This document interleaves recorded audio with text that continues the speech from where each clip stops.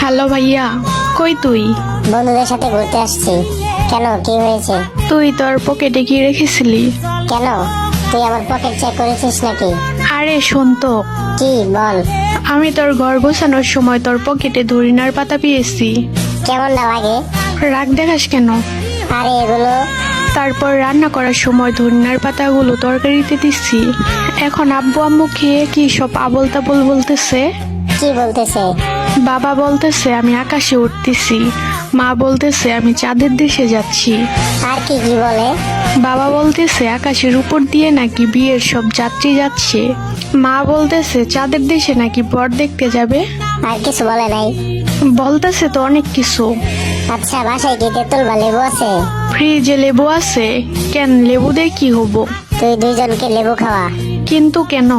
বেশি কথা বলিস না, যা বলতেছি তাই কর। আমি বাসায় আসতেছি। আচ্ছা ঠিক আছে, তাড়াতাড়ি আয়। আসতেছি। ওই ভাইয়া, তাড়াতাড়ি বাড়িতে আয়, আমারও জানি কেমন কেমন লাগে এখন। তুই ওই খাবার খাইছিস নাকি? তোর সাথে কথা বলতে বলতে খাইলাম। কাম সারছে রে। আচ্ছা তুই লেবু খা, আমি আসতেছি।